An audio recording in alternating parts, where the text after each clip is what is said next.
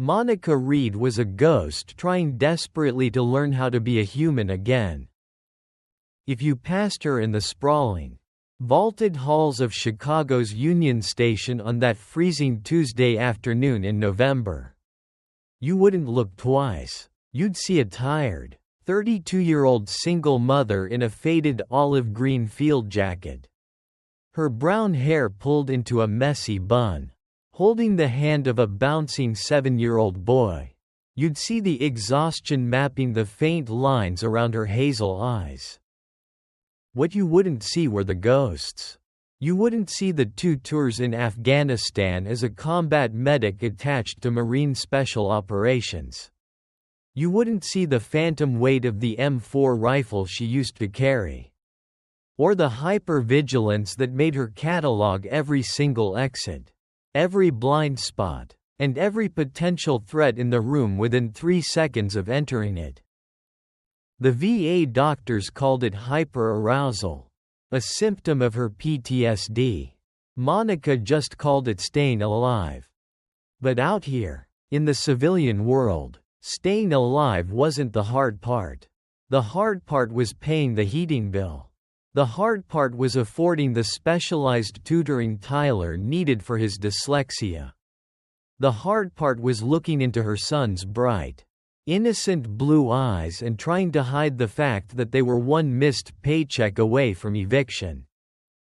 Mom, look, the train's coming.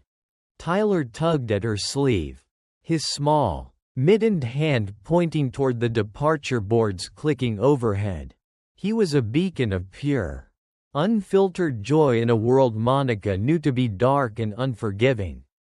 Tyler was her anchor. He was the only reason she had survived the echoing silence of her apartment after her honorable discharge. He was the reason she fought every single day to be present, to be soft, when the military had trained her to be cold and hard as steel. I see it, Ty. Monica smiled, squeezing his hand. It was a genuine smile, the kind that only he could coax out of her.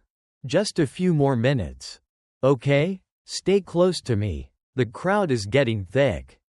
The afternoon commuter rush was peaking. Thousands of people swarmed the Great Hall.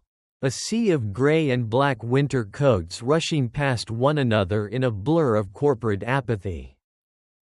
I'm hungry, Tyler announced, leaning his weight against her leg. Monica sighed softly, mentally calculating the remaining balance on her debit card. $18. Tell you what, buddy, as soon as we get on the train, we'll split that peanut butter sandwich we packed. How does that sound? Okay, Tyler agreed, easily pacified. He turned his attention back to the bustling crowd, his imagination likely turning the weary businessmen and rushing tourists into secret agents and superheroes. If only he knew. It happened in the span of perhaps 5 seconds. The butterfly effect in its purest, most terrifying form. A man in a sharp, tailored charcoal overcoat brushed past them. He was moving fast, too fast for a casual commuter. But not quite running. He was looking over his shoulder, his face pale, sweat shining on his forehead despite the bitter Chicago draft sweeping through the station. Monica's instincts flared, condition yellow shifting to orange. The man was radiating fear, pure, unadulterated panic. As he collided with a businessman carrying a briefcase, the man in the charcoal coat stumbled. Something slipped from his pocket and clattered onto the polished marble floor, sliding directly toward the wooden bench where Monica and Tyler were standing. The man didn't stop to pick it up. He didn't even look back. He just kept walking, merging into the sea of bodies, fleeing from a predator Monica couldn't yet see. Before Monica could process the anomaly, Tyler had already dropped her hand and darted forward. Ty, wait, Monica snapped, her voice carrying the sharp edge of a commanding officer. an old habit slipping through. But Tyler was already picking it up. He trotted back to her, holding his prize in both hands, his eyes wide with childish wonder. It was a small, vintage tin box, the kind that held imported European fruit pastilles. The metal was painted a vibrant, retro red with faded gold lettering that read Cherry Sours. It looked antique, innocent, and entirely out of place on the dirty floor of a transit hub. "Look, Mom, someone dropped their candy." Tyler grinned, trying to pry the tight lid open with his small thumbs. "Tyler, put that down right now. It isn't ours," Monica instructed gently but firmly, reaching out to take the tin. "It belongs to the man who just walked by." "But he's gone, and the lid is stuck," Tyler grunted, giving it one final, forceful twist. With a soft pop, the lid gave way. Monica watched, expecting a handful of stale, red candies to spill out. Instead, Tyler tilted the tin, and a heavy, metallic object slid into the palm of his mitten.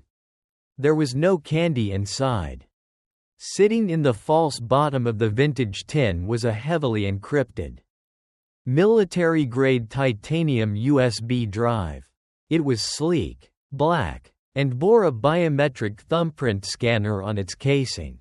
Monica recognized the hardware immediately. It wasn't consumer tech. That specific model of flash drive was used exclusively by high-tier intelligence agencies to transport classified data off-network.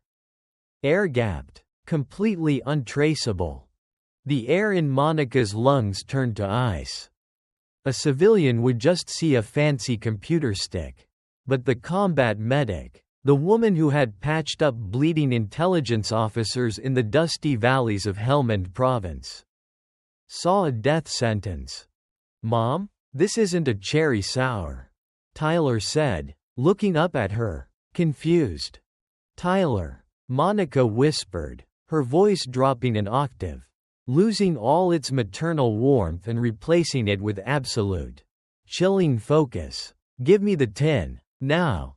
She didn't snatch it, knowing sudden movements draw attention. She smoothly took the USB and the tin from his hands, slipped them into the deep pocket of her field jacket, and grabbed Tyler's hand. Her grip was tight enough to make him wince.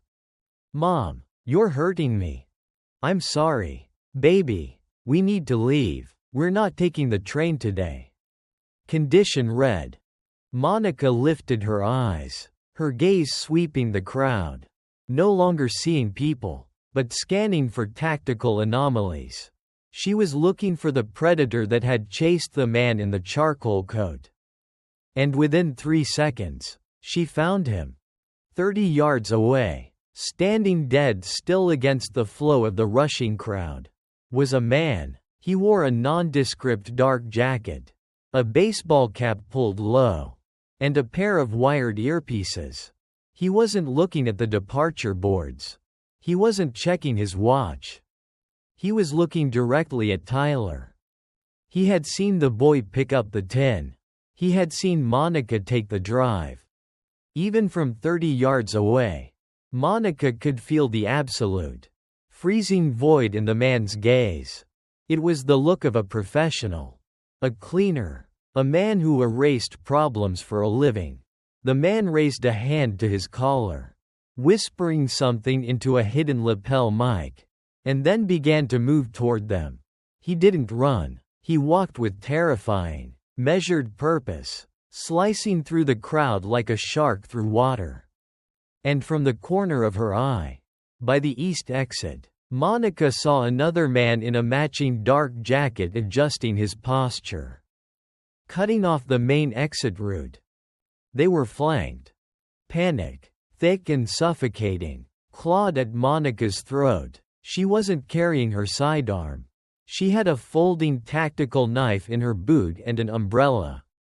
That was it. She was facing down professional operatives with nothing but a 7-year-old boy dragging on her arm. Breathe, her training whispered. Assess, evade, survive. She looked down at Tyler. He was looking up at her, sensing the sudden shift in her demeanor. The innocent joy had vanished from his face, replaced by a quiet, confused fear. He didn't know what was happening, but he knew his mother was terrified. "Ty," Monica said, her voice eerily calm, the combat medic taking the wheel. "Listen to me very carefully. We are going to play a game. It's called Invisible." "Like hide and seek?" Tyler asked, his voice trembling slightly. "Exactly like hide and seek. But we cannot let those men in the dark jackets see us. You have to stay glued to my side. If I tell you to run, you run. If I tell you to get down, you hit the floor and you do not make a sound. Do you understand me, soldier?" Tyler, sensing the gravity in her use of the word soldier, nodded slowly. "I understand, Mom." "Good boy." Monica pulled the hood of Tyler's jacket up, obscuring his bright blonde hair. She turned her back to the approaching assassin, using the bulk of a large family pushing a luggage cart as a human shield. "Move," she hissed. They stepped into the slipstream of the crowd, heading not for the exits, but deeper into the station, toward the labyrinth of subterranean maintenance corridors Monica had mentally mapped while waiting for their train. Behind her, she heard the heavy, rhythmic thud of combat boots hitting the marble floor. Picking up pace, the hunter had realized his prey was running. The list in Monica's pocket felt heavier than a block of lead. She didn't know what was on that drive. She didn't know it contained the true identities, locations, and aliases of 72 deep-cover operatives embedded in hostile nations across the globe. She didn't know that 3 different international syndicates had already authorized multi-million-dollar bounties to retrieve it. All Monica Reed knew in that moment was that these men were coming for her son, and she would burn the entire world to the ground before she let them touch him. The maintenance access door clanged shut behind them, plunging Monica and Tyler into a world of concrete and shadows. The air down here was different, stale, metallic, and heavy with the smell of ozone and damp earth. "Mom?" Tyler's voice was a fragile whisper echoing off the narrow, cinder block walls. He was gripping her hand so tightly his small knuckles were white. "It's dark. Why are we down here? Where is the train?" "Shush," Monica breathed, dropping to one knee so she was eye level with him. In the dim, flickering light of a single caged bulb overhead, she could see the raw fear swimming in his blue eyes. It broke her heart, fracturing the cold, tactical wall she was trying so desperately to build. "Listen to me, Ty," she whispered, keeping her voice incredibly soft, masking the adrenaline screaming through her veins. "We had a change of plans. The men in the dark jackets, they want the candy tin you found. And they aren't nice people. So, we're taking the secret way out. Like spies, remember? I don't want to be a spy anymore." Tyler sniffled, a fat tear rolling down his freezing cheek. "I want to go home. I'm scared." Monica reached out, her calloused thumb gently wiping the tear away. She wanted to pull him into her chest, wrap her arms around him, and promise him that monsters didn't exist. But that would be a lie. The monsters were real, and right now, one of them was hunting them down a concrete hallway. "I know you're scared, baby. It's okay to be scared," she said, her voice steady and fierce. "But I need you to be brave for just a little while longer. Can you do that for me? Can you be my brave soldier?" Tyler swallowed hard, looking at his mother. He saw the fire in her eyes, a fierce, protective light he had never seen before. Slowly, he nodded. Okay, Mom. That's my boy, she said, pressing a quick, desperate kiss to his forehead. Her ears caught it before her eyes did. A sound so faint a civilian would have missed it completely. The soft scuff of a rubber-soled boot pivoting on concrete. It came from the stairwell they had just descended. The hunter had bypassed the locked door. Time to move. Ty. Quiet feet. Like a ghost, she instructed, standing up and pulling him along. They moved deeper into the labyrinth of the subterranean corridors. Monica's mind was a supercomputer processing variables. 2 exits down this hall. One leads to the subway platforms. Too crowded. Too many cameras. The other leads to the old freight tunnels. Dark. Empty. Better. She ushered Tyler behind a massive, humming electrical generator that jutted out from the wall. The space was cramped, reeking of grease and dust. Crouch down, she ordered, pressing him into the darkest corner. Tuck your head between your knees. Put your hands over your ears and close your eyes. We're playing invisible, remember? Mom, what are you doing? Panic laced his whisper. I'm going to make sure the hallway is clear. Do not open your eyes. Tyler, do not make a sound. No matter what you hear. Promise me. I promise, he whimpered, curling into a tiny ball, his mittened hands covering his ears. Monica stepped out from behind the generator, melting into the deep shadow of a structural pillar. She regulated her breathing, in through the nose, out through the mouth. She let the mother fade away. She let the combat medic, the ghost of Helmand Province, take the wheel. 30 seconds later, he appeared. The man in the dark jacket moved with the fluid, silent grace of a predator. He held a suppressed 9mm pistol in his right hand, the barrel leading his line of sight as he swept the corridor. He was good, professional, but he was looking for a panicked civilian mother, not a trained Marine Special Operations operative in her element. He passed the pillar. Monica struck. It wasn't a fight, it was an execution of physics and anatomy. She stepped out from the blind spot, moving faster than humanly expected. Her left hand shot out, clamping over the slide of his pistol, shoving the weapon upward and out of battery so it couldn't fire. Simultaneously, her right hand delivered a brutal, open-palmed strike directly to his throat. The assassin let out a choked, wet gasp, his eyes wide with sudden, agonizing shock. Before he could recover, Monica pivoted, wrapping her arm around his neck in a flawless rear naked choke. She dropped her weight, pulling him backward off balance, dragging him into the darkness behind the pillar, away from Tyler's line of sight. The man thrashed, dropping the useless gun as his hands clawed desperately at her forearm. He was strong, violently kicking his legs, but Monica's grip was a vice of steel. She knew exactly where the carotid arteries were. She applied pinpoint pressure, cutting off the blood flow to his brain.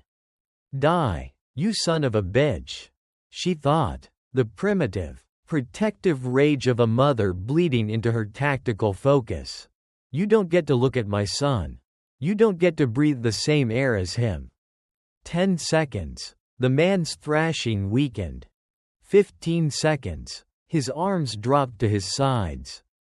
20 seconds. He went entirely limp, dead weight in her arms. Monica held the choke for 3 more seconds to ensure he was out cold. Then gently lowered him to the concrete floor so his body wouldn't make a sound. She knelt beside him, her hands flying over his pockets with practiced speed. She found a spare magazine, a tactical flashlight, and a heavily encrypted comms earpiece. She took the flashlight, crushed the earpiece under the heel of her boot. and kicked the suppressed pistol deep under a rusted heating grate where it couldn't be easily retrieved. She stood up, her chest heaving slightly, her knuckles aching. She looked down at the unconscious man. If she were still in uniform, in a combat zone, she would have finished it. It would have been the tactically sound decision. But then she heard a soft whimper from behind the generator. Monica closed her eyes, fighting a sudden wave of nausea. She wiped her sweating palms on her jeans, smoothed her messy hair, and forced her facial muscles to relax into a mask of calm reassurance. She stepped around the generator. Tyler was exactly where she left him, curled into a tight ball, his eyes squeezed shut, shivering violently in the damp cold. "Ty, buddy, you can open your eyes now," she said softly. Tyler peeked out from behind his hands. Looking up at her, he scanned her face, then peered cautiously around her leg toward the dark corridor. He saw the boots of the unconscious man sticking out from behind the pillar. "Mom," Tyler gasped, his voice trembling. Is he dead? Did you kill him?" The question hit Monica harder than a physical blow. The innocence in his voice, colliding with the brutal reality of what she had just done, threatened to break her. "No, sweetheart, no," Monica lied, her voice steady, wrapping an arm around his small shoulders and turning him away from the body. "He's just sleeping. He was very tired, and he tripped and hit his head. He's just taking a nap." "Are you sure?" "I'm sure," she said, though the metallic taste of deception was bitter on her tongue. "But we need to go before he wakes up. Come on." She grabbed his hand again. This time, as they hurried down the dimly lit tunnel toward the freight exits. Tyler didn't complain about the dark.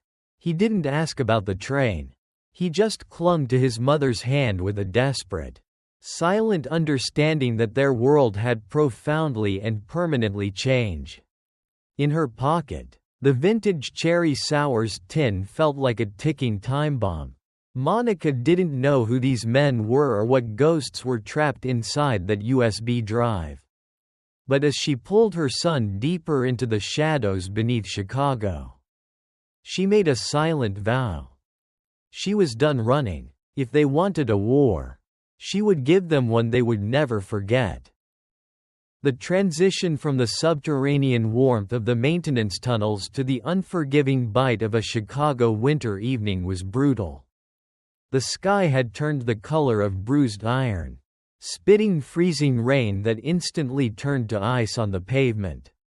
Monica and Tyler emerged from a rusted service grate 3 blocks away from Union Station, slipping into the shadows of a graffiti-lined alley in the South Loop. Tyler's teeth were chattering uncontrollably, his small frame shaking inside his winter coat. The adrenaline that had kept him moving was crashing fast, replaced by bone-deep exhaustion and a terrifying confusion. "Mom, I'm freezing," Tyler whimpered, his breath pluming in the icy air. "Are we going home now? Can we just go home?" Monica pulled him into the doorway of a closed bodega, shielding him from the wind. She unzipped her olive-green field jacket and wrapped it around his shoulders, ignoring the immediate, biting cold that soaked through her flannel shirt. We're going home right now," Monica promised, brushing his freezing blonde hair out of his eyes. "But we can't stay there. We just need to pick up a few things. And then we're going on a trip. Just you and me. An adventure." "I don't want an adventure," he sobbed quietly. "I want my bed. I want my dinosaur blanket." It took everything Monica had not to break down right there on the frozen concrete. The life she had scraped together for him, the cramped but warm apartment, the routine, the safety, was already gone. He just didn't know it yet. "I know, baby," I know, she whispered, kissing his cold cheek. Stay close. We're almost there. Their apartment was on the third floor of a weathered, pre-war brick walk-up. The streetlights flickered as they approached the back entrance. Monica didn't take the front door. She didn't use the elevator. Condition orange. She guided Tyler up the dimly lit, foul-smelling back stairwell. With every step, her senses were dialed to the absolute maximum. The air felt heavy, wrong. As they reached the third-floor landing, Monica stopped dead in her tracks, throwing an arm out to halt Tyler. The deadbolt on their door was shattered. The wooden frame around the strike plate was splintered, violently kicked in. "Mom?" Tyler started to ask. Monica immediately clamped her hand over his mouth, pulling him flush against the peeling plaster of the hallway wall. She pressed her finger to her lips. Absolute silence. She slipped her folding tactical knife from her boot, the cold steel clicking softly as the blade locked into place. She edged toward the cracked door, peering through the gap. The apartment had been tossed, and not by petty thieves looking for cash or jewelry. It was a systematic, professional teardown. The sofa cushions were slashed open, stuffing spilling onto the rug. The drywall had been punctured in a grid pattern to check for hidden wall safes. Even the floorboards in the hallway had been pried up with crowbars. They had found her identity. They knew who she was. And they were looking for the drive.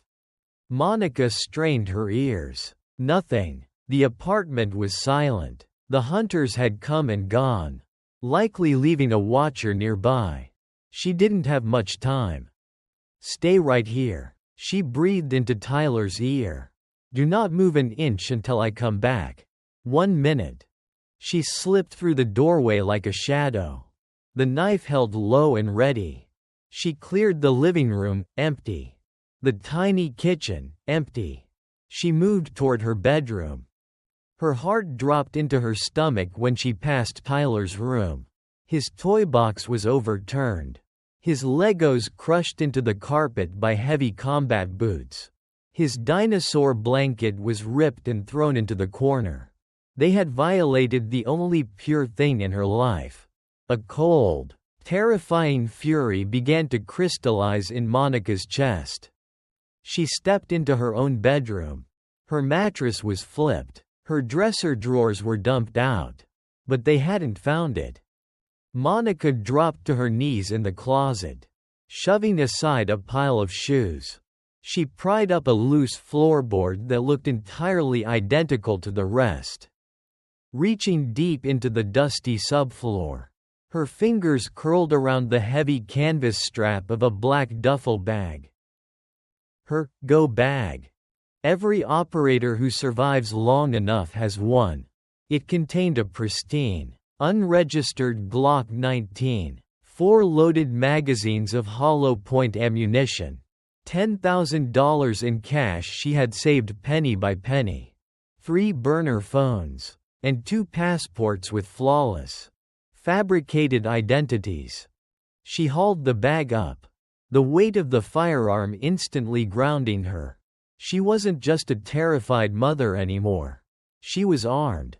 Suddenly, the distinct sound of glass shattering echoed from the living room, followed by the heavy, metallic thud of something rolling across the hardwood floor.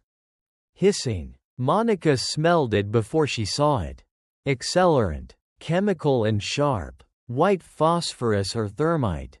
"Tyler!" Monica screamed, abandoning all stealth, grabbing the go bag and sprinting out of the bedroom.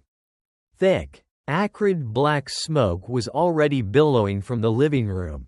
Flames, impossibly hot and unnaturally bright orange, were licking up the walls, consuming the cheap wallpaper in a matter of seconds.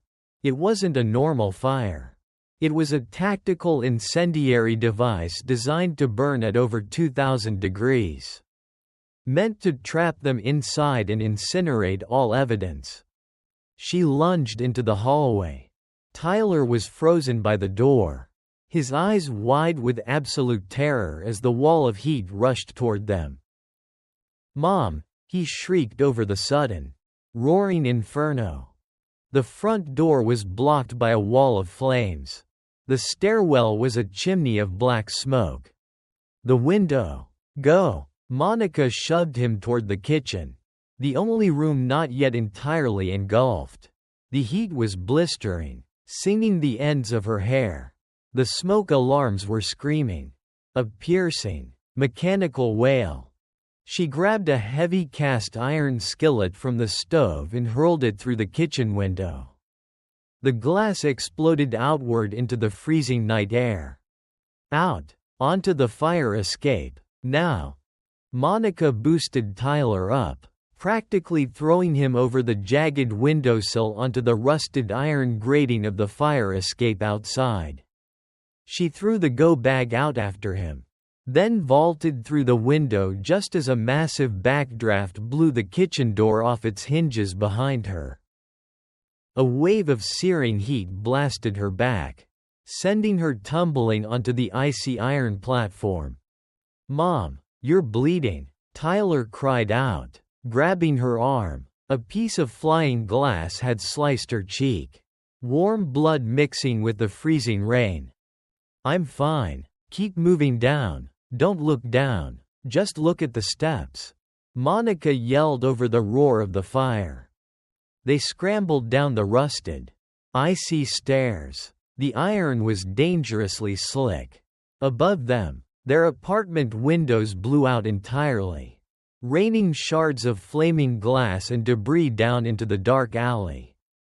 The entire third floor was a blazing inferno, lighting up the night sky like a beacon.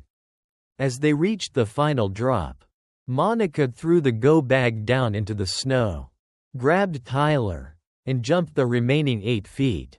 She landed hard, rolling to absorb the impact, shielding Tyler with her body. They scrambled behind a row of metal dumpsters just as the first sirens began to wail in the distance, cutting through the crackle of the flames. Monica lay in the dirty snow, gasping for air, her lungs burning from the smoke. She looked up at the third floor. The flames were licking the brickwork, devouring everything she owned. The pictures of Tyler as a baby, the meager savings under her mattress, the only sanctuary they had in the world. Gone, reduced to ash in 3 minutes. She felt a small pair of arms wrapped tightly around her neck. Tyler was burying his face in her shoulder, sobbing uncontrollably. "It's gone," he cried. "Everything is gone." Monica unzipped the go bag. She pulled out the heavy, cold steel of the Glock 19, racking the slide with a sharp, decisive clack to chamber around. She tucked it into the waistband of her jeans, pulling her jacket over it. Then, she reached into her pocket and felt the cold, hard edges of the vintage candy tin. "Not everything," Monica whispered fiercely, holding her son tight as the red and blue lights of the approaching fire trucks began to bounce off the alley walls. "We're still here, and I promise you, Tyler, the people who did this are going to burn, too." The walk to the industrial district on the south side of Chicago took exactly 1 hour and 42 minutes. For Monica, carrying a shivering, exhausted 70-pound boy through the freezing sleet while constantly checking her 6 for tails, it felt like a lifetime. They stood before a dilapidated, unmarked auto body shop sitting in the shadow of the rusted L train tracks. The windows were painted black, and a single, flickering sodium light cast long, skeletal shadows across the snow. Monica shifted Tyler's weight on her hip. He had stopped crying an hour ago. Now, he was just dangerously quiet, his cheek pressed against her cold, wet jacket, his eyes vacant and staring at nothing. The shock was setting in. She walked up to the heavy steel side door and knocked. Not a polite rap, but a specific, syncopated rhythm. Tap, tap, tap, pause, tap. Silence answered her. She waited 3 seconds and repeated the sequence. From the other side of the thick steel, a deep, gravelly voice echoed, muffled but carrying the undeniable edge of a man who slept with a loaded shotgun under his bed. "Shop's closed. Read the sign, lady." The sign blew away in Kandahar. "Marcus," Monica said, her voice hoarse, barely louder than the wind. "Open the damn door. It's Viper." There was a heavy pause. The sound of a heavy deadbolt sliding back clacked like a gunshot in the quiet alley. The door swung inward.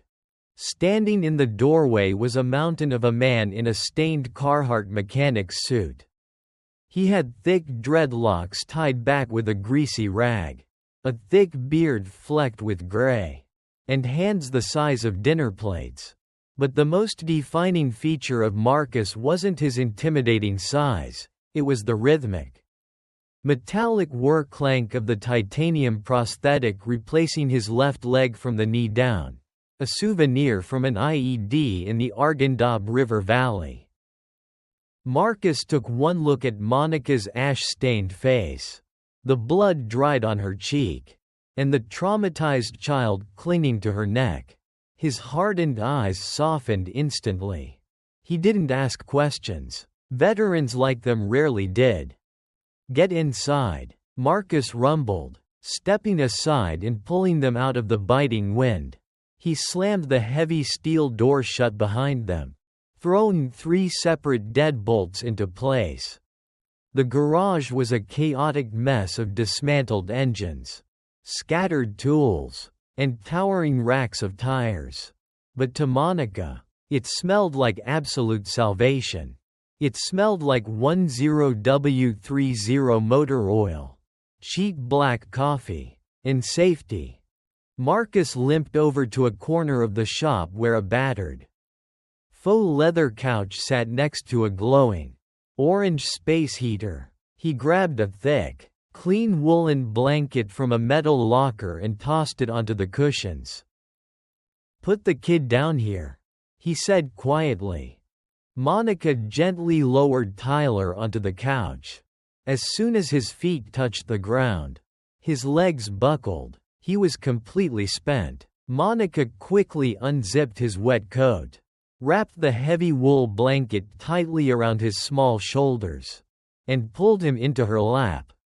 Marcus disappeared into a back room and returned a minute later with a mug of steaming hot cocoa and a first aid kit. He handed the mug to Tyler, who took it with trembling hands, staring at the swirling steam as if he didn't quite understand what it was. "Drink it, little man. It'll put the fire back in your belly," Marcus said, his gravelly voice surprisingly gentle. Marcus pulled up an overturned plastic bucket, sat down in front of Monica, and opened the first aid kit. He picked up an antiseptic wipe and gestured to the gash on her cheek. She nodded, letting him clean the wound. The alcohol stung like hell, but she didn't flinch. "Your place?" Marcus asked, his voice low, keeping his eyes on her cut. "Burned to the ground. Tactical thermite," Monica replied, her tone flat, robotic. "They'd tossed it first, looking for something." Marcus paused, the antiseptic wipe hovering in the air. "Thermite? In a residential walk-up?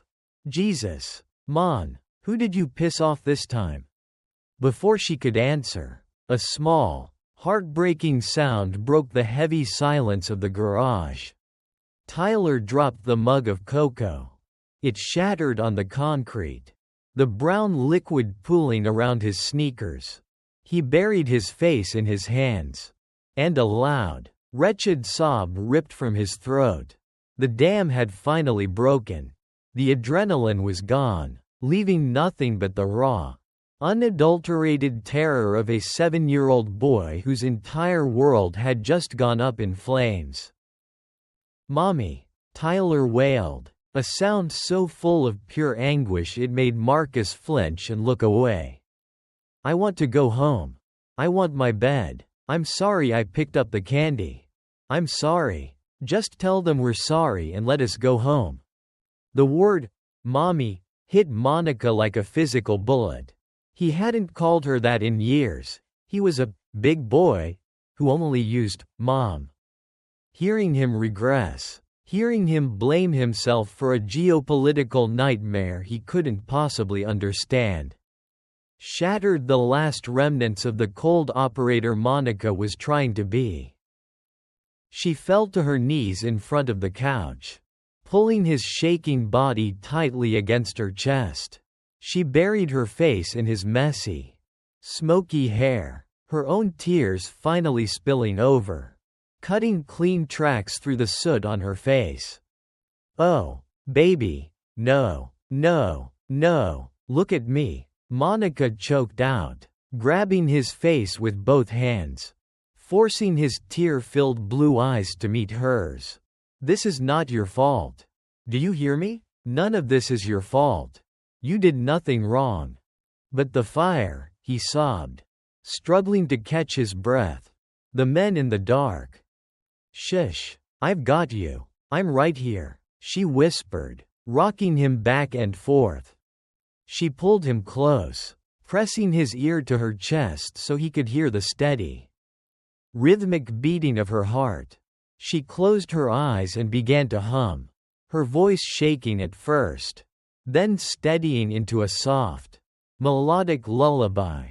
It was an old folk song her own mother used to sing to her when she was terrified of the dark. "Hush-a-bye, don't you cry, go to sleep, my little baby."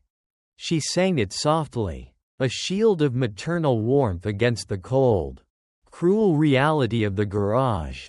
Slowly, miraculously, the violent trembling in Tyler's shoulders began to subside. His sobs turned into quiet hiccups. The rhythm of her voice and the steady thrum of her heartbeat worked like a sedative. Within 10 minutes, his breathing deepened, the exhaustion claimed him, pulling him down into a heavy, dreamless sleep. Monica sat there on the cold concrete for a long time, holding her sleeping son, the blanket wrapped tightly around them both. When she finally opened her eyes and looked up, Marcus was watching her from across the garage. He was leaning against a tool bench, arms crossed, his face an unreadable mask of grim understanding. He knew that look in her eyes. He had seen it right before she single-handedly cleared a compound in Helmand to rescue a pinned-down squad. It was the look of a woman who had nothing left to lose. Monica gently untangled herself from Tyler. Laying his head softly on a grease-free pillow she grabbed from the back room. She stood up, her joints popping, the exhaustion suddenly vanishing, replaced by a cold, crystalline focus. She wasn't crying anymore. The mother had grieved, now. The soldier was back. She walked over to Marcus. She reached deep into the pocket of her soaked, smoky field jacket and pulled out the vintage, dented cherry sours tin. She placed it onto the metal workbench with a heavy clack. "They burned my home, Marcus," Monica said, her voice dropping to a terrifying, dead calm. "They threatened my son." Marcus looked at the innocent-looking tin, then up at Monica's eyes. They were hard as flint. "What's in the box, Viper?" Monica popped the lid off, revealing the sleek, black, biometric USB drive nestled inside the false bottom. "I don't know," Monica said, staring at the drive as if it were a venomous snake. "But whoever owns it just made the biggest mistake of their pathetic lives. Hook up your decryptors, Marcus. We're going hunting." Behind a reinforced steel door at the back of the auto shop, Marcus's real workspace looked nothing like a greasy garage. It was a makeshift Faraday cage lined with copper mesh, housing enough processing power to run a small intelligence agency. Monica stood rigidly behind his rolling mesh chair, her arms crossed over her damp field jacket. Through the small, wire-reinforced window in the door, she kept her eyes locked on the couch where Tyler was still passed out, his chest rising and falling beneath the heavy wool blanket. Marcus let out a long, frustrated hiss through his teeth, his fingers flying across the glowing mechanical keyboard. 4 monitors illuminated his scarred face in a harsh, blue light. This isn't standard AES 256 encryption. Marcus muttered, his eyes darting across cascading lines of green code.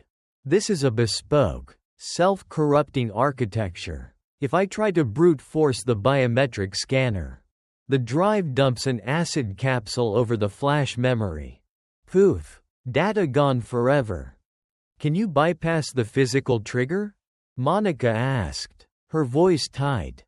I'm trying to trick the logic board into thinking it's already authenticated, Marcus said, grabbing a pair of needle-nose pliers and delicately adjusting a micro-clamp attached to the exposed circuitry of the USB drive.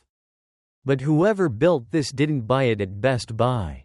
This is Langley-level hardware. Maybe even NSA. Just get me a glimpse. Marcus, I need to know why they tried to burn my son alive. Marcus didn't reply. He typed a rapid sequence of commands, hit the enter key with a heavy thud, and leaned back. For a terrifying 5 seconds, the screens went completely black. Then, a small, white prompt blinked in the center of the main monitor. Access granted. Decrypting directory. Gotcha, you stubborn son of a bitch, Marcus whispered, a grim smile touching his lips. The screen exploded with data. It wasn't a list of bank accounts. And it wasn't blackmail photos. It was a massive spreadsheet, heavily formatted and terrifyingly detailed. Rows upon rows of names, aliases, biometric data, and coordinates. Monica leaned in close, her eyes scanning the first few columns. The blood in her veins turned to ice water. Target 01.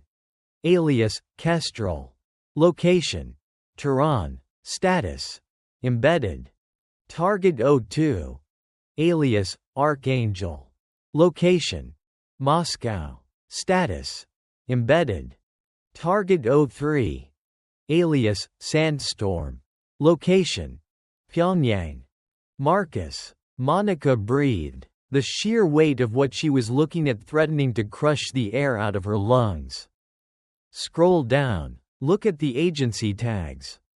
Marcus scrolled. CIA, MI6, Mossad, DGSE.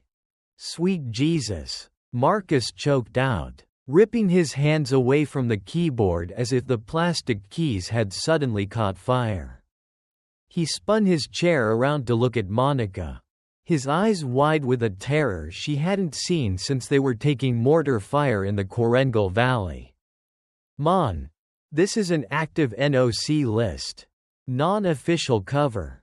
Monica knew exactly what that meant. Every intelligence agency in the world had spies with diplomatic immunity, if they got caught. They got deported, but NOCs were different. They operated without any official government ties. They were businessmen, journalists, local politicians. If they were caught, their governments would deny their existence. They would be tortured. They would be executed. 72 names, Monica whispered, staring at the total count at the bottom of the screen. 72 deep cover operatives. The most highly classified ghosts in the global intelligence network. And we have their home addresses. If this list hits the black market, The geopolitical fallout would be catastrophic. Marcus said, his voice trembling slightly. Syndicates, cartels, hostile governments. They'd pay $1 billion for this drive. And they'd pay double to wipe out anyone who's seen it. The puzzle pieces violently snapped together in Monica's mind. The terrified man at the train station. The professional cleaners. The tactical thermite used to incinerate her apartment. They weren't just trying to recover stolen property. They were trying to plug a leak that could sink nations. We need to destroy it, Monica said instantly, her maternal instinct completely overriding any sense of patriotic duty. Smash the drive. Melt it down. I don't care. We destroy it. We grab Ty, and we disappear. Marcus nodded slowly, reaching for a heavy steel ball-peen hammer resting on his desk. Agreed. This is way above our pay grade. Viper, I'll shatter the casing, and we'll toss the chips into the furnace. But as Marcus reached for the drive, his elbow brushed against the vintage cherry sours tin resting on the edge of the desk. It clattered off the edge and hit the concrete floor. It didn't sound like hollow, thin metal hitting concrete. It sounded solid, heavy. Marcus froze. He looked down at the tin, then up at Monica, his brow furrowed in confusion. Marcus said slowly, carefully bending down to pick up the red and gold tin. Why is a 50-year-old candy tin so heavy? What do you mean? It has a false bottom for the drive, Monica said, a sudden, creeping sense of dread crawling up her spine. No, Marcus murmured, pulling a small flathead screwdriver from his pocket. The drive weighs 2 ounces. This tin weighs almost half a pound. He wedged the screwdriver into the seam of the false bottom and twisted violently. The rusted metal popped, and the false bottom tore away. Inside the hollow cavity, nestled between layers of shock-absorbent foam, was a small, flat, black square of plastic. A tiny, singular red LED light blinked rhythmically in the center. Blink, blink, blink. Marcus stared at it, the color draining entirely from his face. Active military-grade mesh RFID. Marcus whispered, the realization hitting him like a freight train. It's a continuous, rolling frequency tracker. It doesn't ping a satellite, it pings local cell towers, bypassing my Faraday cage entirely. Monica felt the floor drop out from underneath her. How long has it been active? Since the moment Tyler twisted the lid off at the train station, Marcus said, his gravelly voice dropping to a horrified whisper. They hadn't outrun the hunters. They had led them straight to the only safe house they had left. As if on cue, the heavy, deafening roar of a high-output V8 engine shattered the silence of the snowy night outside. Then another, and another. The distinct screech of heavy tactical tires sliding to a violent halt on the icy gravel outside the garage doors echoed through the shop. They were here. Marcus, Monica yelled, the shock instantly vanishing, replaced by pure, lethal adrenaline. Get the kid, Marcus roared, sweeping the USB drive and the tracker off the desk. He slammed the hammer down onto the tracker, smashing it to pieces, though they both knew it was entirely too late. He grabbed a heavy Remington 870 shotgun from under his desk and racked a shell with a loud, aggressive clack-clack. Go to the back bay. Take my armored rig. I'm not leaving you. You have a son, Marcus barked, his eyes blazing with the fierce loyalty of a brother in arms. I'm already a dead man on borrowed time. Viper, get the boy out of here. Now. The front corrugated door of the garage violently buckled inward as an armored SUV rammed it. The siege had begun. The world exploded. The front corrugated door of the garage caved inward with a horrific screech. Bowing under the grille of a matte black tactical SUV. As the metal tore, blinding white headlights flooded the dim shop. Before the vehicle even came to a full stop, the doors flew open. 4 figures in full tactical gear, wielding suppressed submachine guns, poured into the bay like water from a breached dam. They didn't shout warnings. They didn't ask for surrender. They just started shooting. Thwip, thwip, thwip, thwip. The suppressed rounds chewed through the concrete walls and shattered the windshields of the cars on the lifts, sending a shower of safety glass raining down onto the floor. Boom. Marcus fired the Remington 870. The unsuppressed blast of the 12-gauge was a physical force, a thunderclap that shook the dust from the rafters. The lead mercenary caught the buckshot square in the chest plating, lifting him off his feet and throwing him backward into the snow outside. "Move, Viper, now!" Marcus roared over the ringing in their ears, pumping the shotgun with his massive, greasy hand and firing again. Monica didn't hesitate. She didn't look back at the firefight.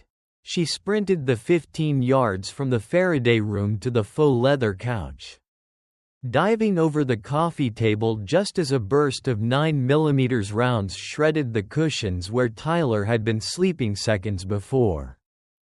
She grabbed her screaming son by the collar of his coat, hauling him off the ground. "Keep your head down. Look at my boots. Tyler, do not look up," she commanded, her voice slicing through his panic with absolute, terrifying authority. She dragged him toward the back-loading bay. Marcus was providing suppressive fire, his massive frame using a cast-iron engine block as cover. He reached into his pocket and blind-tossed a set of keys through the smoke. Monica caught them in midair. "Bay 3, Marcus bellowed, ejecting a spent shell. "The black Dodge Charger. It's got level 4 ballistic glass and run-flat tires. I'll take the heavy rig and buy you time. Go." "Marcus," Monica started, her heart tearing in two. "I said go," he roared, taking a bullet to the shoulder of his thick Carhartt jacket. He didn't even flinch. He just smiled, a wild, bloody, terrifying grin. "Give him hell, Mon." Monica swallowed the lump in her throat, blinking back tears of cordite and grief. "Semper Fi, brother." She threw Tyler into the backseat of the reinforced Charger. Slamming the heavy, armored door shut, she jumped into the driver's seat, jammed the key into the ignition, and twisted. The supercharged Hemi V8 roared to life with a feral, guttural scream. Monica slapped the gearshift into reverse. Stomping the gas pedal, the Charger shot backward, smashing through the rear wooden bay doors in an explosion of splinters and fiberglass. She spun the steering wheel wildly, drifting the heavy muscle car 180 degrees onto the frozen, desolate access road behind the shop. Through the rearview mirror, Monica saw Marcus's beast of a vehicle burst through the same shattered doors. It was a heavily modified, armor-plated Peterbilt tow truck, equipped with a steel cattle guard thick enough to derail a train. "Put your seatbelt on, Ty. Get on the floorboards," Monica yelled, throwing the Charger into drive and flooring it. The tires caught the salted asphalt, and the Charger launched forward into the biting Chicago night, merging violently onto the on-ramp of Interstate 90. The snow was falling heavily now, fat white flakes whipping across the windshield in a hypnotic, blinding blizzard. They didn't have a 5-second lead before the headlights appeared. 3 matte black SUVs swarmed onto the highway behind them. Moving in a flawless, predatory V formation, they were ignoring the speed limits, ignoring the ice, driven by professionals who cared about nothing but the kill. "Mom!" Tyler screamed from the floorboards, his hands covering his ears. "They're coming. I see them," Monica said, her eyes locked on the mirrors. Her hands gripped the leather steering wheel with white-knuckled intensity. The speedometer needle climbed. 80, 90, 100 miles per hour. On black ice. The lead SUV accelerated, pulling up to their rear bumper. The passenger side window rolled down, and the barrel of an assault rifle slipped out into the freezing wind. Clack, clack, clack, clack. Sparks flew as armor-piercing rounds hammered the trunk and the rear windshield of the Charger. The Level 4 glass held spider webbing with terrifying white cracks but refusing to shatter. "Hold on," Monica yelled. She jerked the wheel hard to the left, sideswiping a slow-moving snowplow to use it as a metal shield. Then instantly cut back to the right, forcing the pursuing SUV to slam on its brakes to avoid a devastating collision. But the other 2 SUVs flanked her. One on the left, one on the right. They were trying to box her in, to crush the Charger against the concrete median. Monica's breathing was shallow and rapid. She was running out of highway, and she was running out of options. She reached for the Glock 19 tucked in her waistband, preparing to shoot through her own window. Suddenly, the encrypted burner phone in her cup holder crackled to life. Marcus's voice cut through the static, breathless and labored. "Viper, you got 3 bogeys on your 6, boxing you in." "I know, Marcus. I can't shake them. They're armored," Monica shouted into the speakerphone, swerving to avoid a civilian semi-truck. "I see him. Listen to me, Mon. The kid is special. You give him a good life. You hear me? You take him somewhere warm." Monica's blood ran cold. She looked in her side mirror. Raging down the highway behind the SUVs, headlights off, running completely dark, was the massive, armored Peterbilt tow truck. It was moving at a speed that defied its immense weight. An unstoppable juggernaut of rusted steel and diesel power. "Marcus, no, don't do it. We can outrun them," Monica screamed, tears finally spilling hot and fast down her cheeks. "Negative, Viper. My legs hit. I'm bleeding out. This is where I get off." Marcus coughed, a wet, rattling sound. "You keep those ghosts buried. Mon, clear the lane." Monica sobbed, a visceral, gut-wrenching sound. She slammed her foot on the gas, pushing the Charger to 120 miles per hour, pulling away from the tight box formation of the SUVs just enough to create a gap. Behind her, Marcus didn't brake. He floored the heavy diesel engine. The Peterbilt roared like a dying dragon. He slammed the massive steel cattle guard of the tow truck directly into the rear bumper of the center SUV. The impact lifted the 3-ton SUV entirely off its rear wheels.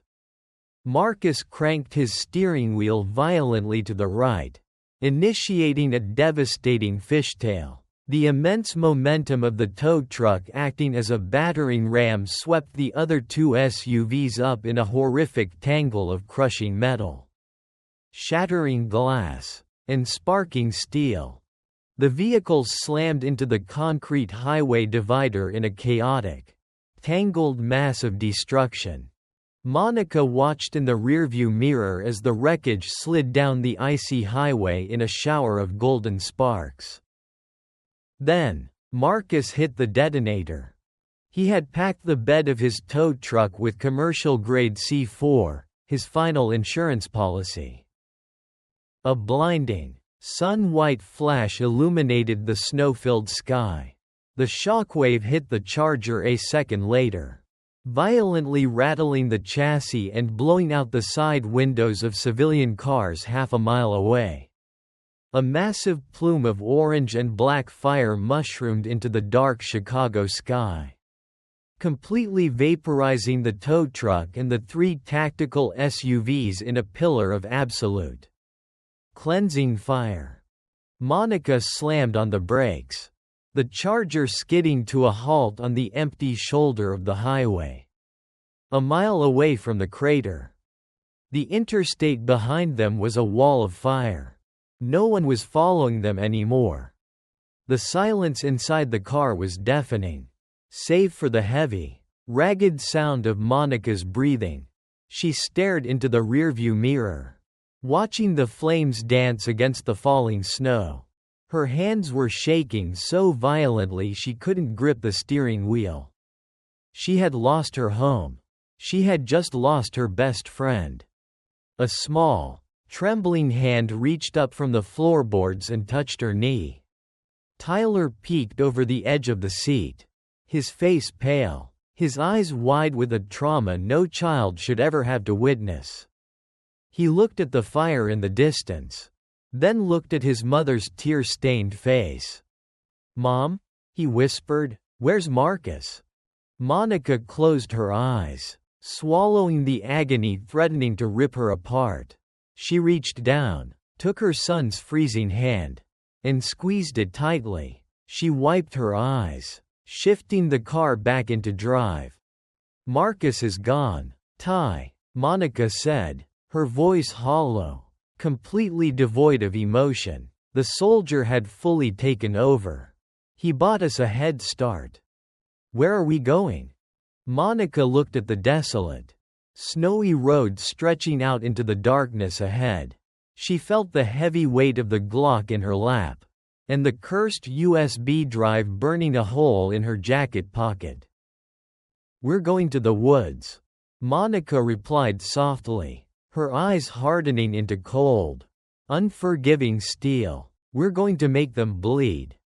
She hit the gas, and the black Charger disappeared into the storm. 400 miles north of the burning wreckage on Interstate 90, the world was painted entirely in shades of brutal, unforgiving white.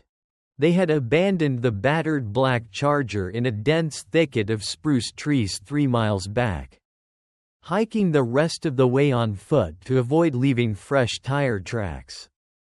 Deep in the heart of the Chequamegon-Nicolet National Forest in Wisconsin, the silence was so absolute it made your ears ring. The hunting cabin was a forgotten relic from the 1970s. It was a single-room structure made of rotting cedar logs, tucked away in a ravine that made it invisible from the air. It had no electricity, no running water, and the temperature inside hovered just 10 degrees above zero. But it had a cast iron wood stove, solid walls, and only one door. Tactically, it was a fortress. Monica pushed the heavy wooden door shut, dropping the iron latch into place. She was moving purely on muscle memory and adrenaline now. Her olive green field jacket was stiff with frozen snow and dried blood from the cut on her cheek. She turned to look at Tyler. He was standing in the center of the dusty, cobweb-filled room, looking incredibly small. His lips were tinged blue, his teeth chattering so hard they made a clicking sound. "Okay, Ty," Monica said, forcing her voice to be steady and warm, stripping off her wet outer jacket. "First things first, we need heat, but we can't make smoke. Smoke is a signal flare." She moved to the woodpile in the corner, rapidly sorting the logs. "In the woods, survival is about being invisible. We only use the bone-dry cedar from the bottom of the pile. Wet wood smokes. Dry wood burns hot and clear. You see?" Tyler nodded slowly. his wide eyes following her every movement. He shuffled closer to the cast-iron stove as she expertly arranged the kindling. With a flick of a butane lighter from her go bag, a small, bright orange flame danced to life. Eating the dry bark, the heat began to radiate outward, a tiny oasis of life in the freezing cabin. "Now, sit close, but not too close," Monica instructed, pulling up a dusty wooden crate for him. She walked to the single, frosted window overlooking the tree line. The combat medic in her was shifting gears. She was no longer just running, she was preparing the battlefield. "Tyler, listen to the wind," she said softly, not taking her eyes off the snowy tree line. "Tell me what you hear." "Just the trees. It sounds like the ocean," he whispered, rubbing his frozen hands over the warming cast-iron stove. "Good. That's the baseline," Monica explained, her tone slipping into the cadence of a drill instructor, though softened by a mother's love. "Out here, sound travels for miles. A falling branch snaps with a sharp crack and then there's silence.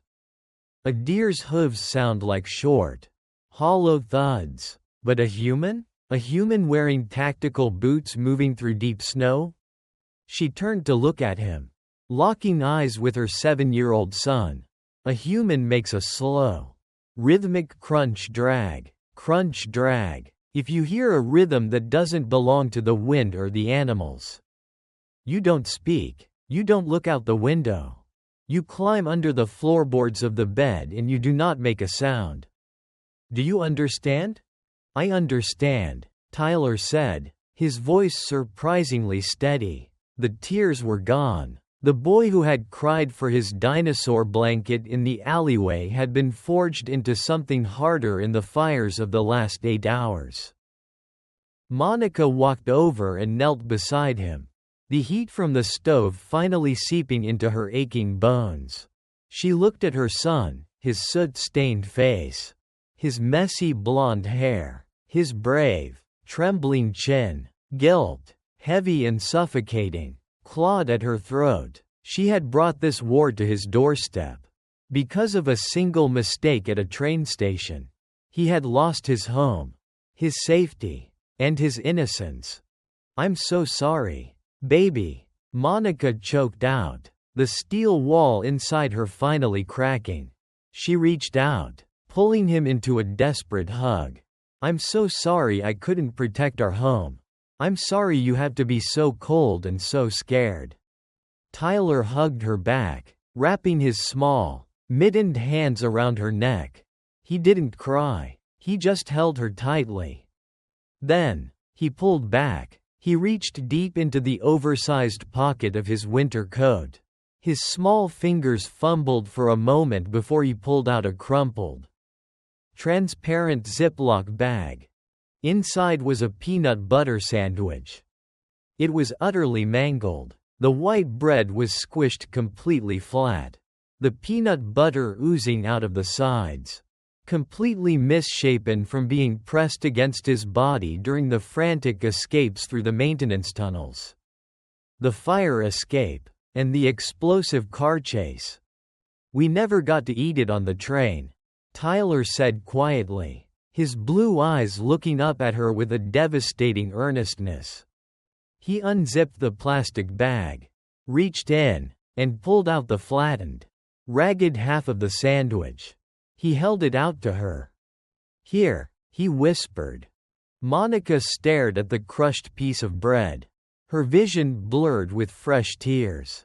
"Oh, Ty, no, sweetheart, you need to eat that. You haven't eaten since lunch." "I'm not hungry," Tyler lied, his stomach letting out a soft, audible rumble that betrayed him. He pushed the sandwich closer to her face. "You eat it, Mom." "Tyler."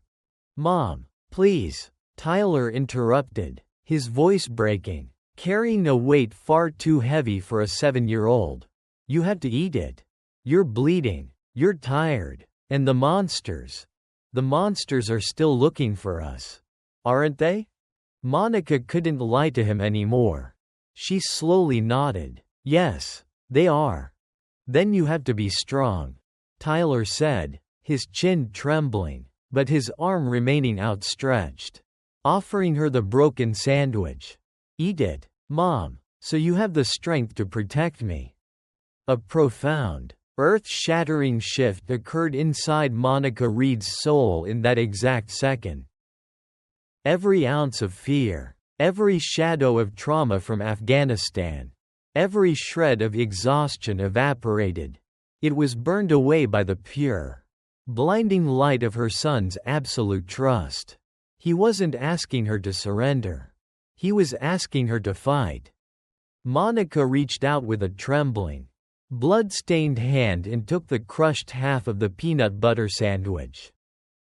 She took a bite. It was dry, stale, and tasted faintly of the smoke from their burned apartment. To Monica, it was the greatest thing she had ever tasted. It tasted like salvation. It tasted like a reason to burn the whole damn world to the ground.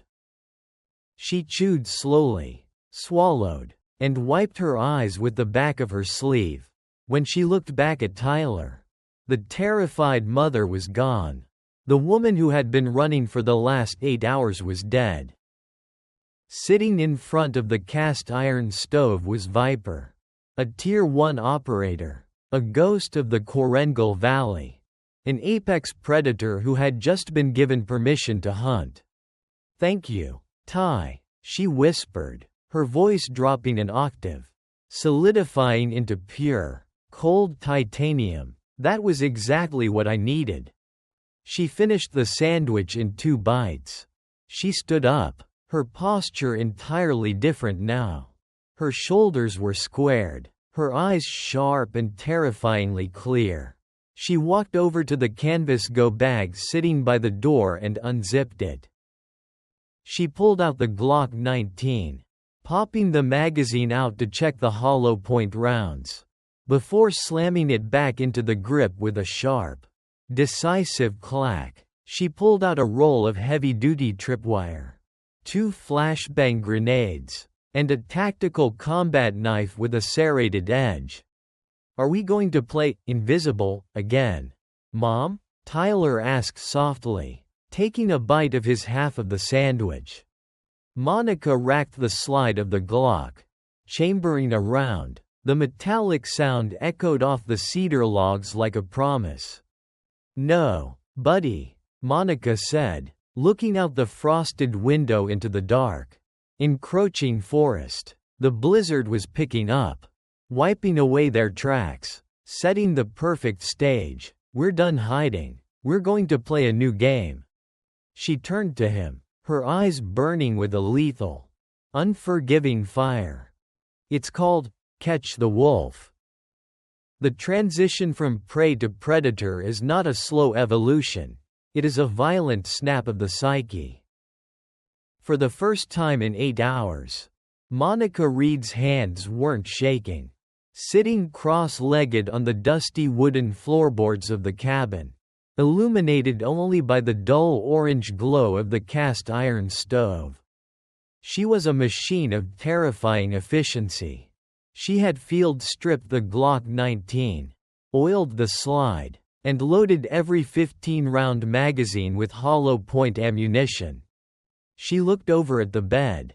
Tyler was asleep, entirely cocooned in her heavy, dry wool sweater and an old sleeping bag she'd found in a chest.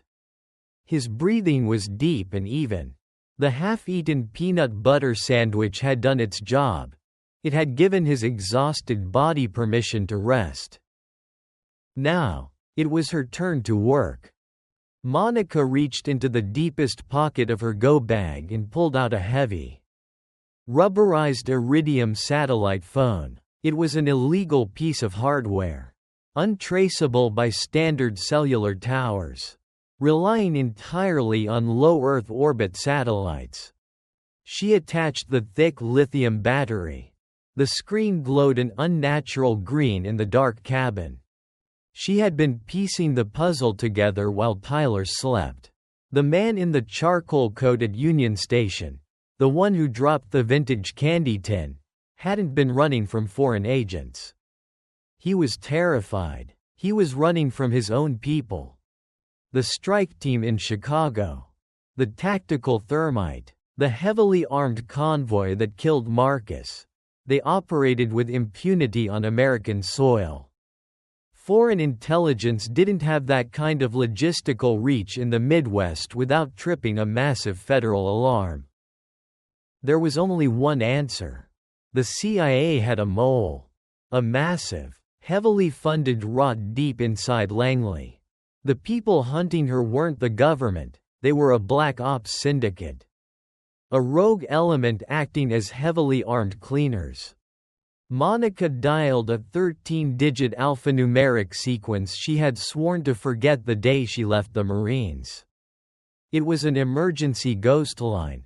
It bypassed every secretary and automated firewall at the Central Intelligence Agency. Ringing directly on the encrypted desk phone of the Deputy Director of Clandestine Operations. It rang twice. Director Hayes, a crisp, authoritative male voice answered. The wind blows cold in the Quarengal. Director, Monica said softly, using a voice authentication phrase from 6 years ago. There was a profound, heavy silence on the line. Viper, you're supposed to be a ghost.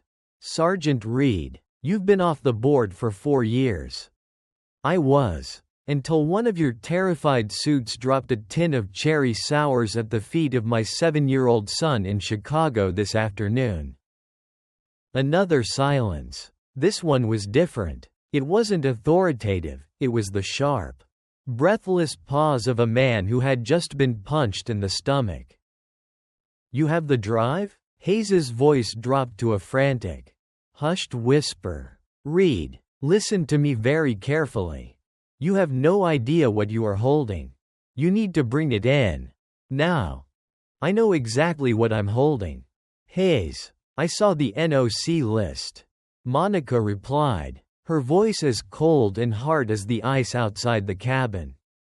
And I know your agency is compromised. I was hunted through a train station. My apartment was firebombed with tactical thermite. And my best friend was just blown to pieces on Interstate 90 by a private mercenary convoy.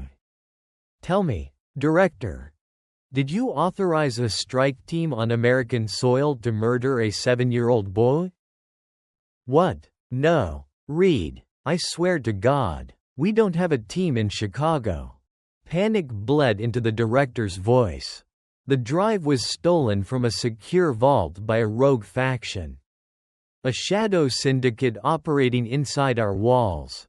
We've been blind trying to find them.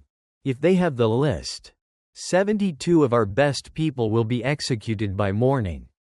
They don't have it. I do. Monica stated. Call off your dogs. Hayes, find the mole in your house and shut them down. Because if I see so much as a shadow in these woods, I am plugging this drive into a public terminal and emailing the entire unencrypted list to the New York Times, WikiLeaks, and Al Jazeera simultaneously. I will burn your agency to ash to protect my son. Reed, don't be a fool. This is an unencrypted satellite line. If the syndicate has hijacked our internal surveillance mainframe, they are listening to this call right now. They are triangulating your signal as we speak. Monica looked up at the frosted window. A chilling, humorless smile touched her lips. I know, Director, Monica whispered. I'm counting on it. She ended the call, immediately popping the battery out of the sat phone and tossing it onto the floor. She hadn't called to negotiate. She had called to ring the dinner bell.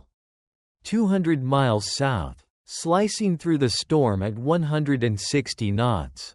A man named Victor sat in the back of the chopper.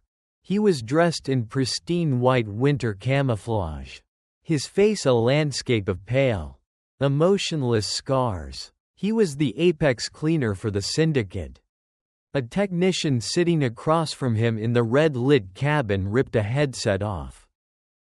"Sir, we got a ping." It was a brief sat phone transmission.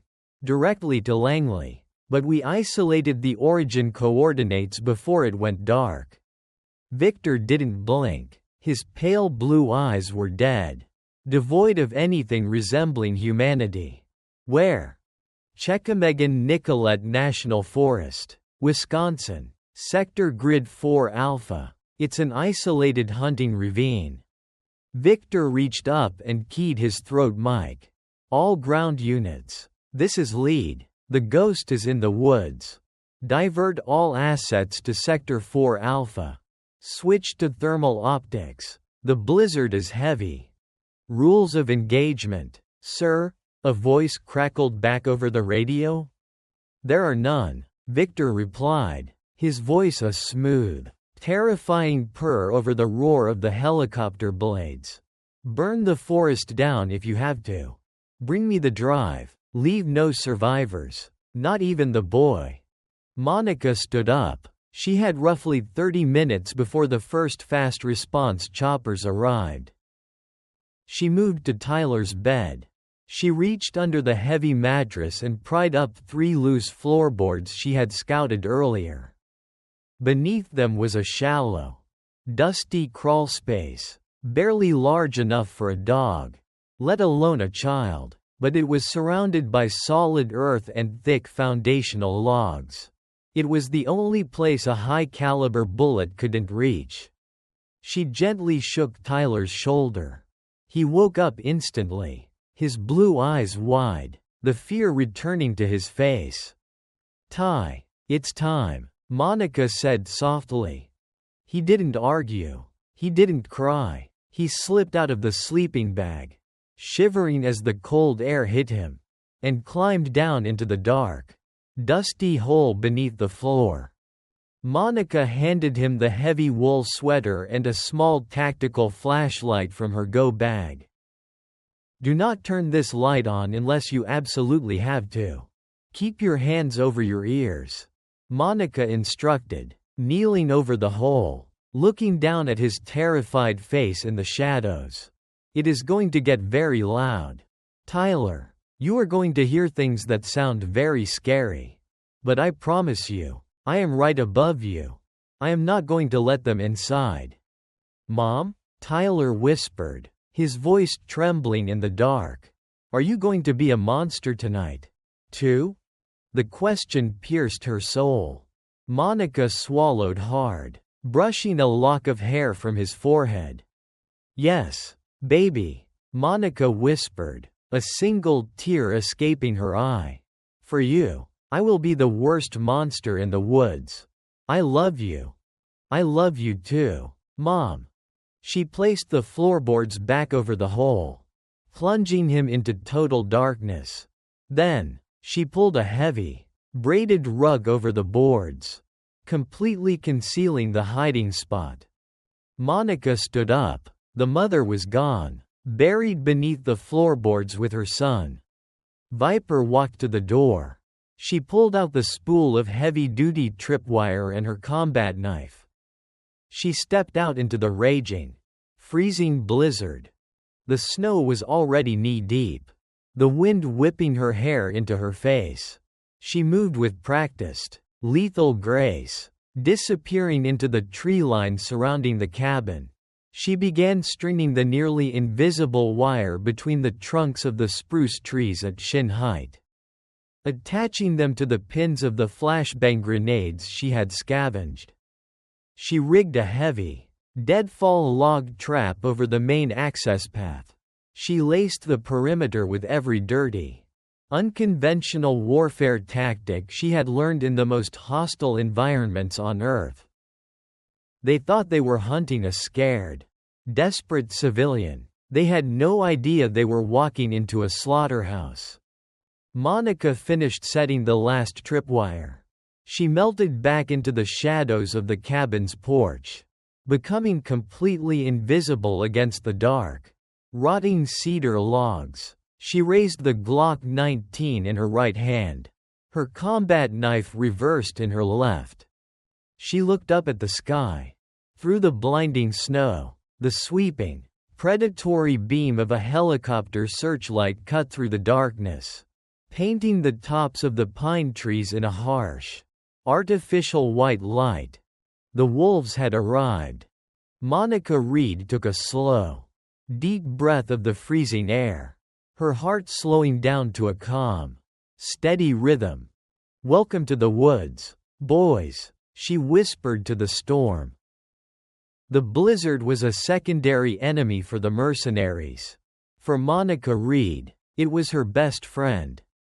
6 operators from the syndicate's Alpha team fast-roped into the clearing 100 yards from the cabin. They moved with flawless, terrifying precision, dressed in state-of-the-art white winter camouflage. They looked like phantoms against the snow.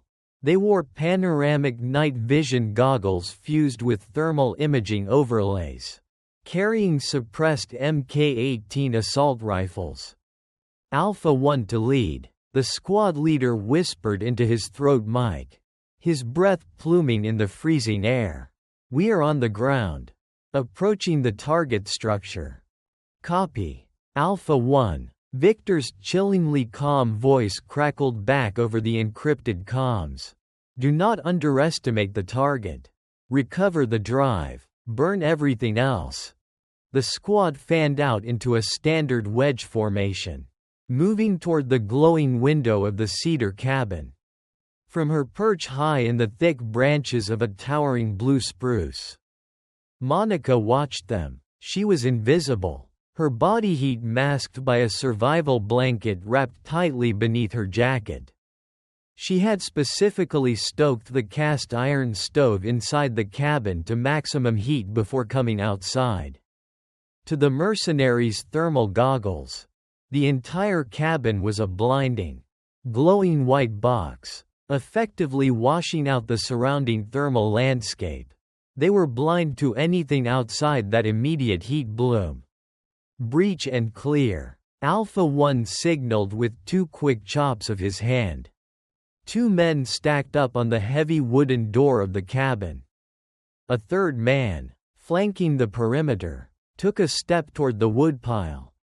His boot snagged a nearly invisible strand of braided fishing line hidden beneath the fresh snowfall. The flashbang Monica had rigged to the tripwire detonated at knee height. In the pitch-black forest, magnified by their night vision goggles, the magnesium flash was catastrophic. 3 of the mercenaries screamed as their optics overloaded, burning their retinas with artificial daylight. They stumbled backward, blinded, firing short, panicked bursts from their suppressed rifles into the empty trees. Thwip thwip thwip, the bullets chewed bark, hitting nothing but air. Monica dropped from the spruce tree like a stone. She didn't use the Glock. Gunfire, even suppressed, gave away positioning. She landed silently behind the rearmost mercenary, who was frantically clawing at his tactical goggles. Before he could draw a breath to shout, Monica's left arm snaked around his face, clamping her hand hard over his mouth and nose. Simultaneously, her right hand drove the serrated combat knife precisely into the base of his skull, severing the brainstem. Instant, painless, and completely silent. She lowered his limp body into the deep snow, completely camouflaged in seconds, and melted backward into the howling whiteout. "Alpha 4 is down. I repeat, 4 is down," a panicked voice yelled. The blindness was fading, replaced by absolute terror. "Form a perimeter. Back to back," Alpha 1 roared, realizing his tactical advantage had just been stripped away by a woman armed with scavenged gear. They formed a tight circle, sweeping the tree line with their rifle lasers. But the blizzard was too thick. The wind was howling too loudly. Every shadow looked like an assassin. Every snapping branch sounded like a footstep.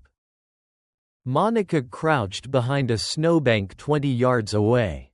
She pulled out a small, makeshift device she had constructed in the cabin using a plastic water bottle, chlorine bleach from under the sink, and brake fluid from her go bag. It was a crude but highly effective exothermic chemical bomb. She struck a match, lit the rag stuffed in the top, and hurled it high into the canopy above the mercenaries. It didn't explode with fire. It shattered against a branch, raining a thick, highly toxic, blinding cloud of chlorine gas directly onto the tight circle of men. "Gas! Contact! It's in my eyes," one of the mercs shrieked, dropping his rifle to claw at his throat. The chemical irritant seeped under their masks, burning their lungs and blinding them all over again. The formation completely broke. They scattered, desperate for clean air. This was the fatal mistake. In guerrilla warfare, you never isolate yourself in the dark. Monica moved like a shadow on the ice. She intercepted a heavily coughing mercenary stumbling past a large oak tree. She swept his legs out from under him. As he hit the ground, she used her medical knowledge, knowing exactly how much pressure was needed to crush the windpipe, and drove the heel of her boot down with brutal mechanical force. 2 down. She rolled into the brush as the squad leader, Alpha 1, blindly fired a full magazine in the direction of the sound. The tracers lit up the blizzard in neon green lines. "Where is she? Lead. This is Alpha 1. We are taking heavy casualties. We can't see her," he screamed into his radio. Monica was already climbing onto the roof of the cabin, moving softly over the snow-covered cedar shingles. Down below, she saw Alpha 1 and another merc standing near the porch, scanning frantically. She reached into her jacket, pulled the pin on her second flashbang, and dropped it straight down the chimney. The explosion blew the front door clean off its hinges, throwing the 2 remaining mercenaries onto their backs in the snow. Monica leapt off the roof, landing directly on the chest of the mercenary on the left, knocking the air out of his lungs. She drew the Glock 19 from her waistband and fired 2 suppressed rounds point blank into the gap of his body armor. She spun around to face Alpha 1. But the squad leader had recovered faster than she anticipated. He raised his MK-18, the red laser dot painting the center of Monica's chest. "Drop it, bitch," Alpha 1 snarled, his finger tightening on the trigger. Monica didn't drop the gun. She didn't flinch. She stared down the barrel of the assault rifle, her eyes reflecting the dying embers of the cabin fire. Suddenly, a massive, horrific crack echoed through the woods. The squad leader had backed up exactly 1 step too far. He had stepped directly onto the pressure plate of the deadfall trap Monica had rigged earlier. Above him, the thick rope snapped. A massive, 400-pound spiked cedar log swung down from the canopy like a pendulum. Monica slowly lowered her weapon. She stood amidst the smoking ruins of the front porch, surrounded by the bodies of the Syndicate's elite Alpha team. The snow around the cabin was painted a stark, horrific crimson. She walked over to the squad leader. He was alive, barely, his chest crushed by the log. His radio was still hissing static. Victor's voice desperately calling for an update. "Alpha 1, Sitrep, do you have the drive? Alpha 1, report." Monica reached down and pulled the throat mic from the dying man's neck. She brought it to her lips, staring out into the endless, swirling white void of the blizzard. "Alpha team is offline, Victor," Monica said, her voice dripping with venom. There was a long, chilling pause on the other end of the line. "Sergeant Reed," Victor finally replied, his voice devoid of the panic his men had shown. It was cold, calculating, and dripping with malicious amusement. "I must admit, your file did not do you justice. You are quite the artist. Get off my property, Victor, or I'll come find you next." "Oh, I don't think you will," Victor purred softly. "You see, while my Alpha team was keeping you very busy out there in the cold, doing your little commando routine, you left your rear flank completely exposed." Monica's heart stopped. The blood froze in her veins. "Did you really think I'd send my entire force through the front door?" "Monica?" Victor's voice was a razor blade slicing through her soul. "I sent Bravo team around the back, through the crawl space." Monica dropped the radio. She spun around, her eyes wide with a terror more profound than anything she had ever experienced in combat. She sprinted into the smoking, shattered remains of the cabin.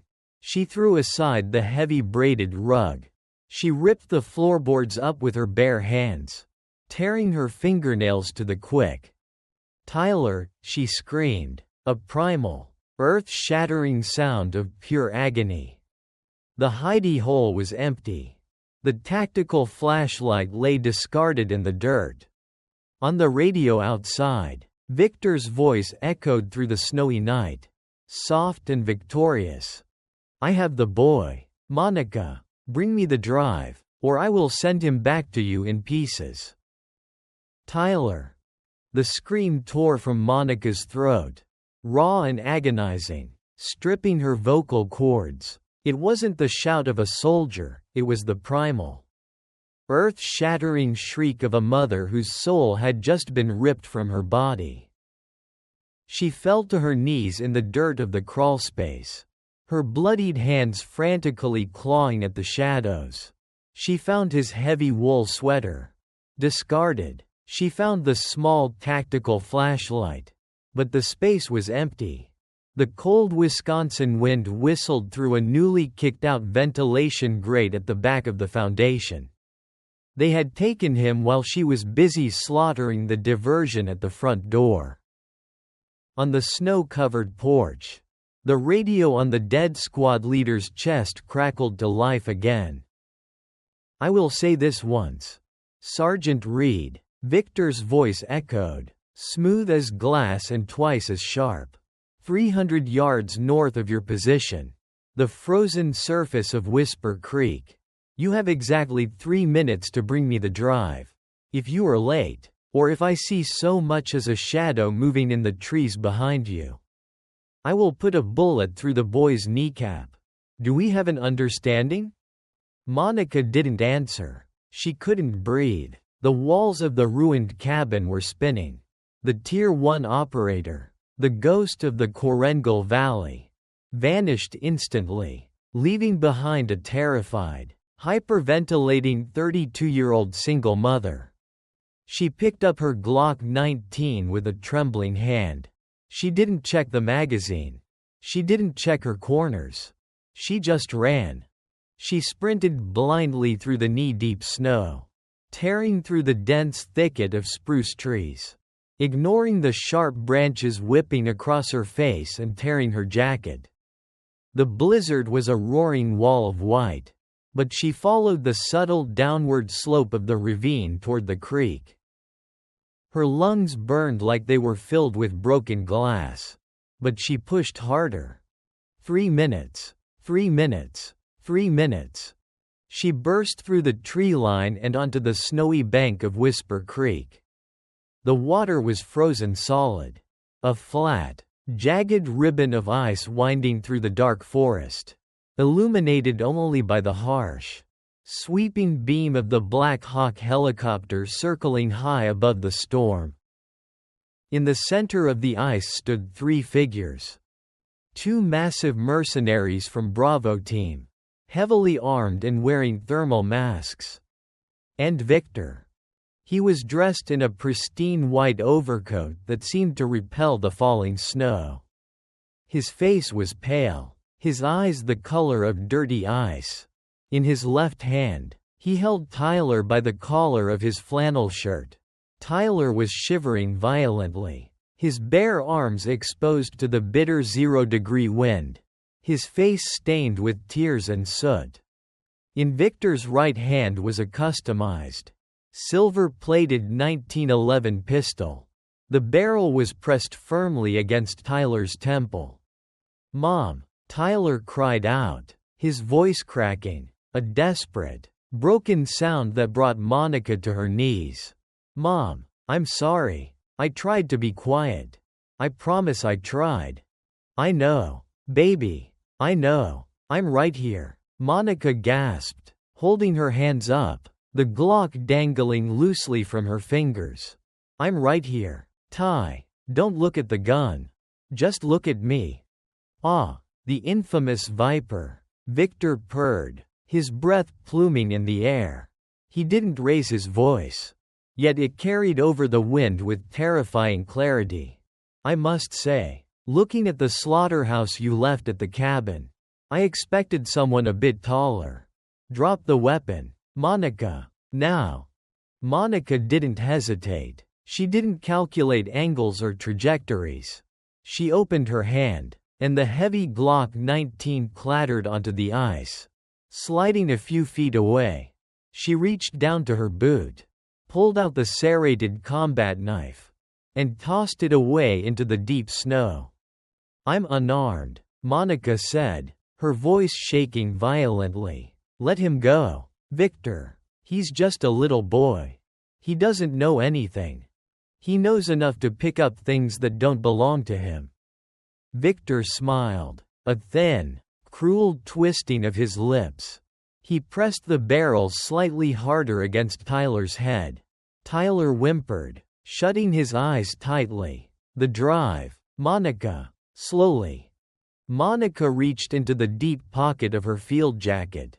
Her fingers wrapped around the cold, dented metal of the vintage cherry sours tin. Time seemed to freeze. The blizzard around them faded into a muted, slow-motion blur. In her mind's eye, Monica saw the faces of the 72 deep cover agents on that NOC list. Men and women embedded in hostile territories.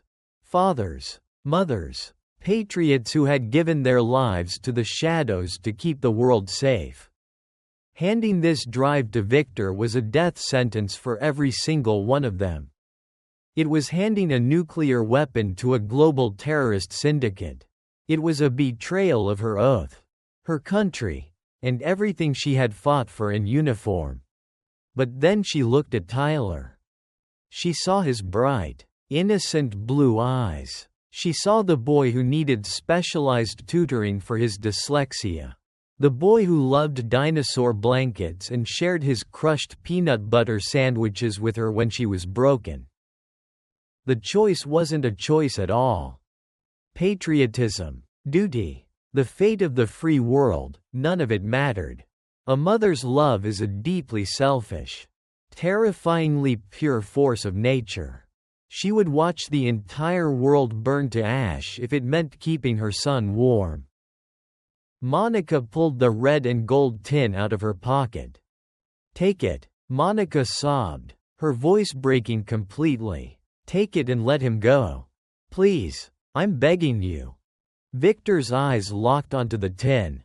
Greed, sharp and predatory, flashed across his pale face.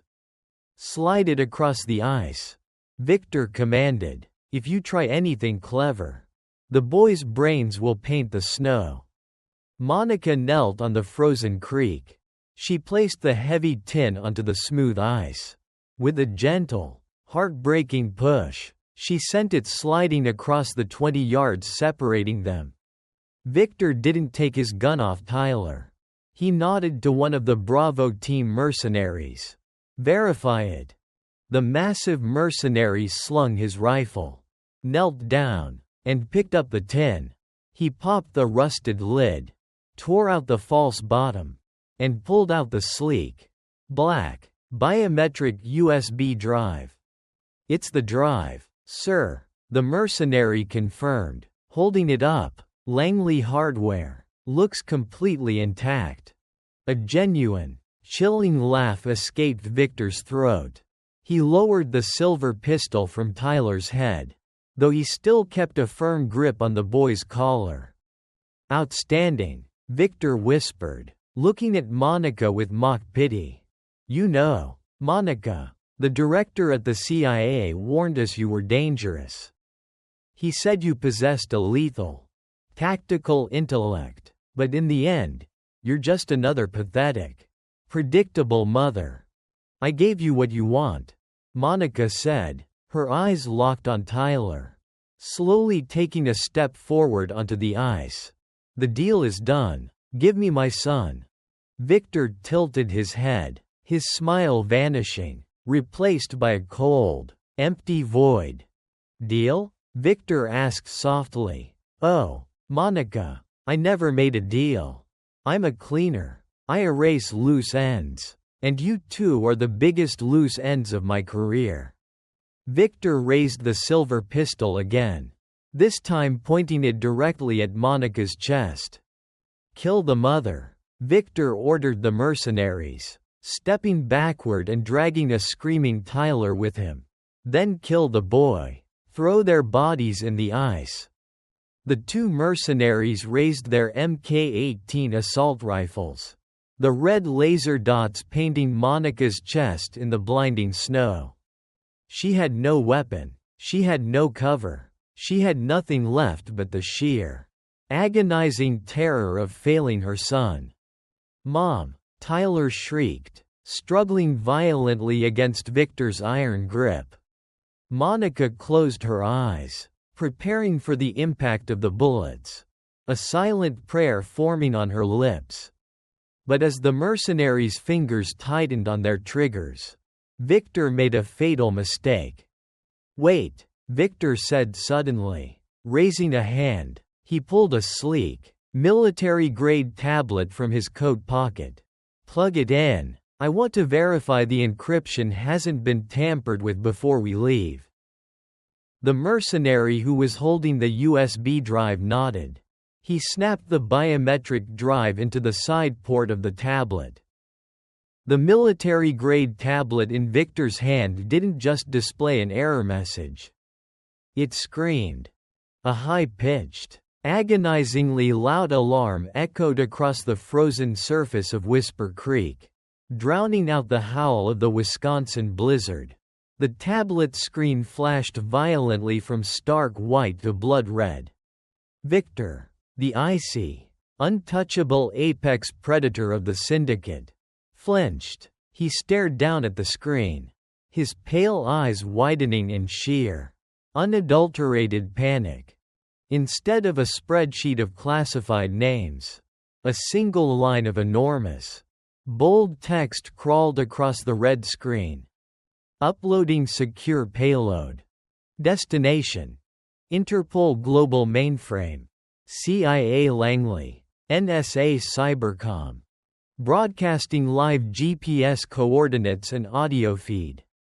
Beneath the text, a tiny, pixelated smiley face blinked, courtesy of Marcus. "What is this?" Victor roared, his flawless composure shattering like cheap glass. He frantically tapped the screen, but the device was completely locked out. "Kill the connection. Smash the drive." "Sir, it's overriding the hardware. The battery thermal limiters are off," the massive Bravo team mercenary yelled, stepping toward Victor, his Mk-18 assault rifle dipping toward the ice for exactly 1.5 seconds as he looked at the smoking tablet. For a civilian, 1.5 seconds is a heartbeat, a fleeting moment of confusion. For Viper, 1.5 seconds was an eternity. It was an engraved invitation to a slaughter. Monica didn't hesitate. She didn't think. She exploded forward, her boots finding traction on the snow-dusted ice. She didn't run toward Victor. She dove laterally to her right, sliding aggressively across the frozen creek toward the spot where she had dropped her Glock 19. "Kill her!" Victor screamed, hurling the sparking, overheating tablet onto the ice. The two mercenaries snapped their rifles up, but they were a fraction of a second too late. Monica's hand slammed down onto the cold grip of the Glock. She didn't even bother to stop her slide. Utilizing her raw momentum, she twisted her body, raising the weapon with terrifying, mechanical precision. Two suppressed hollow-point rounds, fired in a devastating double tap. The first round shattered the visor of the mercenary on the left, the second caught him in the throat. He crumpled onto the ice before his finger could fully depress his trigger. The second mercenary roared, unleashing a wild burst of automatic fire. Tracers ripped through the blizzard, chewing into the ice mere inches from Monica's face, showering her in freezing, razor-sharp shards. She rolled hard to the left, using the dead mercenary's body as temporary cover, and fired blindly over her shoulder. Peefed PFFT PFFT. A heavy grunt, the sound of a heavy rifle clattering onto the frozen creek. The second man was down. A bullet lodged in his knee, another in his chest plate. Gasping for air, Monica scrambled to her feet, her eyes locking onto her ultimate target. Victor had dropped Tyler. The boy had scrambled backward on the slick ice, curling into a tight, terrified ball, screaming for his mother. Victor realized the tactical situation had completely collapsed. The cavalry was already on the way. Marcus's ghost code had painted a massive, glowing bullseye on his back for every intelligence agency on the planet. He was a dead man walking. But Victor was a creature of pure spite. If he was going down, he was going to make the woman who bested him suffer a pain worse than death. He didn't aim his silver-plated 1911 at Monica. He turned, locked his icy gaze onto the shivering, crying 7-year-old boy, and raised the weapon.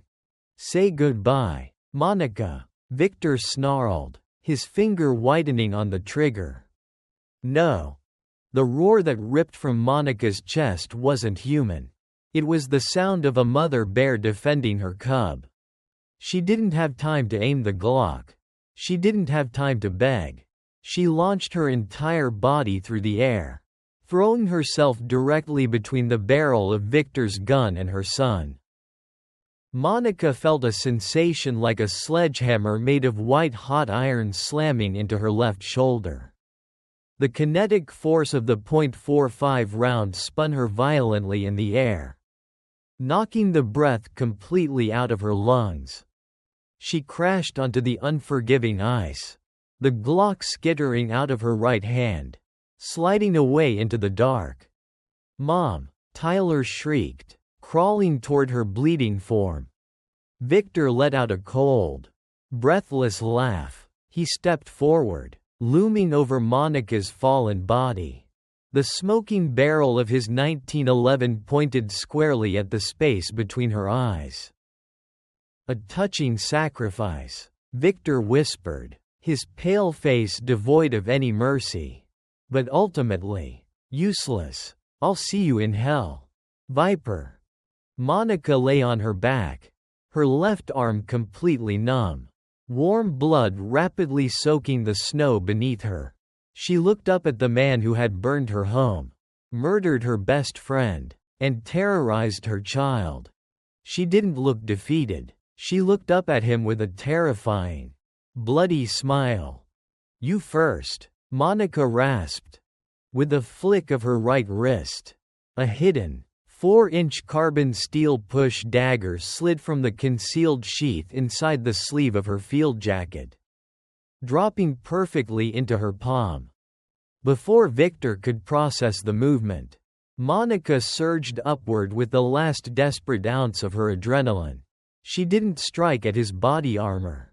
She drove the blade upward, directly under Victor's jaw, burying the carbon steel deep into his brain pan. Victor's eyes widened in profound shock. The silver 1911 slipped from his nerveless fingers. He stood frozen for a microscopic second, a monument to his own arrogance, before completely collapsing backward onto the frozen creek. He was dead before his head hit the ice. Silence rushed back into the ravine. A heavy, ringing silence, broken only by the wailing of the wind and the ragged, agonizing gasps escaping Monica's throat. She collapsed back onto the ice, clutching her bleeding shoulder. The pain was blinding, a roaring fire threatening to pull her into unconsciousness. But she fought it. She couldn't sleep yet. Mom, please. Small, trembling hands were pressing against her face. Tyler was kneeling beside her, sobbing hysterically, his tears freezing on his cheeks. He looked at the blood pooling around her, his eyes wide with a trauma she knew would take years to heal. Ty, Monica choked out, forcing her right hand to reach up and cup his cheek. She tried to smile, though her face was completely pale. I'm okay, baby. You're bleeding, you're hurt, he cried, trying to press his small, mittened hands over the bullet hole in her shoulder to stop the bleeding. Just like she had taught him with the first aid kit. You did so good, Ty, Monica whispered, her vision beginning to blur around the edges. She pulled him down, burying her face into his coat, inhaling the scent of him. You were so brave. The monsters are gone. They're all gone. Tyler clung to her, burying his face in her neck, his small body shaking with a mixture of absolute relief and sheer terror. As the darkness began to close in on Monica's vision, a new sound cut through the howling blizzard. It wasn't the heavy, predatory thumping of a Black Ops Black Hawk. It was the high-pitched, frantic whine of Coast Guard and Interpol search and rescue choppers. Not one, but three of them, sweeping over the tree line, their massive searchlights completely illuminating the frozen creek, turning night into day. Over a booming loudspeaker, a voice echoed through the ravine. Sergeant Reed, this is a federal rescue team. We have your beacon. Drop your weapons and stay where you are. Medical teams are descending. Monica looked up at the blinding white lights descending from the heavens. She felt Tyler's heart beating steadily against her own. She had kept her vow. The list was safe. The syndicate was exposed. And most importantly, her son was alive. She closed her eyes, letting the exhaustion finally pull her under. A peaceful darkness welcoming her home. Checkmate, she whispered to the storm. 8 months later. The sun over the Côte d'Azur was not like the sun in Chicago. It didn't fight through smog or reflect off freezing concrete. Here, in a quiet, sun-drenched fishing village in the south of France, the light was liquid gold. It wrapped around everything it touched, baking the chill out of your bones. Monica sat in a canvas beach chair under a wide, white umbrella, a glass of iced lemon water sweating in her hand. She was wearing a lightweight, floral sundress, her brown hair pulled back by a pair of sunglasses, blowing freely in the warm Mediterranean breeze. If you looked closely, you would see the edge of a thick, silver scar peeking out from the left strap of her dress, a permanent reminder of the frozen creek in Wisconsin. But you wouldn't see the hypervigilance. You wouldn't see the ghost of the combat medic, cataloging exits and threat levels. For the first time in her adult life, Monica Reed was operating in condition green. Down by the water's edge, A little boy with sun-bleached blonde hair was furiously digging a moat. Tyler was deeply focused on his task, his small hands packing wet sand around the walls of a towering, lopsided castle. "Mom, look!" Tyler yelled, standing up and pointing a plastic blue shovel at his creation. "The water can't get in. The walls are too strong." Monica smiled. It wasn't the tight, reassuring smile she used to force when they were running. It was a genuine, radiant smile that reached all the way to her hazel eyes. "It's a beautiful castle, Ty," she called back, her voice carrying easily over the crashing waves. "The strongest one on the beach." Tyler beamed, turning back to reinforce his fortress. He wasn't building hidey holes under floorboards anymore. He wasn't flinching at loud noises. The nightmares still came occasionally, waking him up in a cold sweat. But they were growing further and further apart. The ocean air, the safety, and the absolute certainty that his mother was an unstoppable force of nature had been the best medicine in the world. Monica leaned back in her chair, closing her eyes and listening to the waves. The aftermath of Whisper Creek had been a geopolitical earthquake. Marcus's ghost code had worked flawlessly.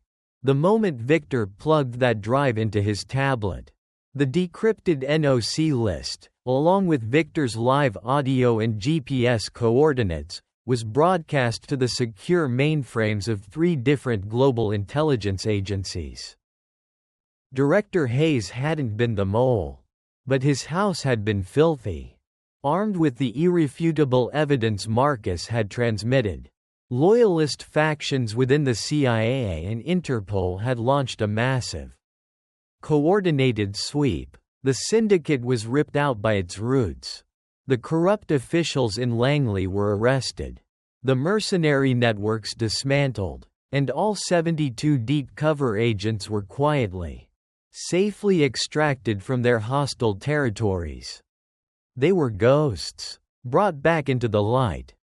And Monica? The government owed her a debt they could never repay. They gave her what she asked for: complete, untraceable anonymity, new passports, a heavily funded, offshore pension, and a guarantee that neither she nor her son would ever be looked for again. There was a quiet ceremony at Langley a few months back, one she didn't attend, but she knew that somewhere in a classified hallway, a single, unnamed star had been carved into a marble wall for a mechanic named Marcus, who had held the line when it mattered most. A shadow fell over Monica's face, pulling her from her thoughts. A brightly colored beach ball had rolled over the sand, stopping against the leg of her chair.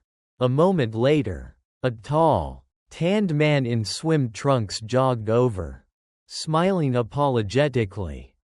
In the old days, Monica's heart would have spiked. Her hand would have instinctively drifted toward the knife hidden in her boot. She would have calculated the man's weight, his gait, and exactly how long it would take to disable him. But today, she just looked at him. He was just a father playing on the beach. "Pardon, madam," the man said in heavily accented French, reaching for the ball. "My daughter has a terrible throwing arm." Monica chuckled softly. She picked up the beach ball and tossed it back to him. "Pas de problème. Have a good day." "Merci." He smiled, jogging back to his family. Monica watched him go, a profound sense of relief washing over her. The war was truly over. "Mom." Tyler was running up the beach toward her, his bare feet kicking up plumes of white sand. He crashed into her legs, wrapping his wet, sandy arms around her waist, smelling of sunscreen and saltwater. "Whoa, slow down, buddy. You're getting sand everywhere." Monica laughed, pulling him into her lap and wrapping a towel around his shivering shoulders. I found a treasure, Tyler announced breathlessly. He opened his small hand. Sitting in his palm wasn't a vintage candy tin. It wasn't a government secret. It was a simple, perfectly intact white seashell, polished smooth by the ocean. "It's for you," he said, his blue eyes shining with absolute, unfiltered love, "because you're the best mom in the whole world." Tears pricked the corners of Monica's eyes. But this time, they weren't tears of terror or grief. They were tears of pure, overwhelming gratitude. She took the seashell, holding it carefully, as if it were the most valuable thing on earth. Because to her, it was. "Thank you, Ty," she whispered, kissing the top of his salty head. "I love it." She looked out at the endless, sparkling horizon of the Mediterranean Sea. The ghosts of her past, the sandstorms of Afghanistan, the smoke of her burning apartment, the freezing winds of Wisconsin, they would always be a part of her. But they no longer defined her. She wasn't a soldier anymore. She wasn't Viper. She was just Monica, and she was finally home.